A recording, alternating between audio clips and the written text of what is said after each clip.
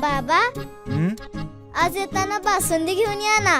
अगं, कालच आपण आईचा वाढदिवस होता म्हणून आणली होती ना. ऐकलं, गोकुळची बासुंदी पुन्हा खावीशी वाटतेय. खरं सांगू, मलाही खावीशी वाटतेय. पुन्हा पुन्हा खावीशी वाटणारी गोकुळ बासुंदी.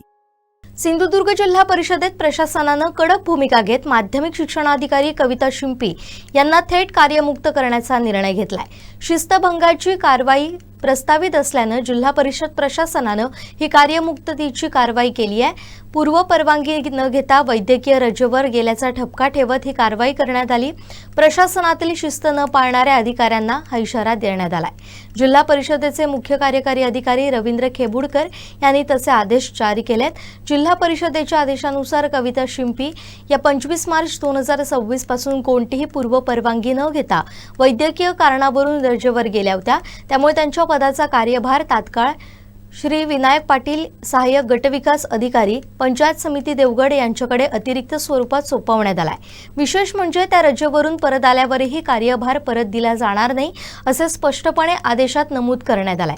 दरम्यान शिंपी यांनी वैद्यकीय रजा पूर्ण करून 27 एप्रिल 2026 ला पुन्हा पदावर रुजू झाल्याचा अहवाल सादर केला.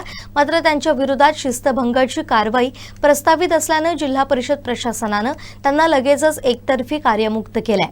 त्यामुळे त्या रुजू होताच त्यांना पदाचा कार्यभार मिळण्याऐवजी थेट बाहेरचा रस्ता दाखवण्यात आलाय. या प्रकरणात पुढील आदेश येईपर्यंत माध्यमिक शिक्षणाधिकारी या पदाचा अतिरिक्त कार्यभार विनायक पाटील यांच्याकडेच कायम ठेवण्यात आलाय. मुख्य कार्यकारी अधिकारी रवींद्र खेबुडकर यांच्या स्वाक्षरीनं हा आदेश जारी करण्यात आलाय. या निर्णयामुळे जिल्हा परिषद वर्तुळात मोठी खळबळ उडाली आहे.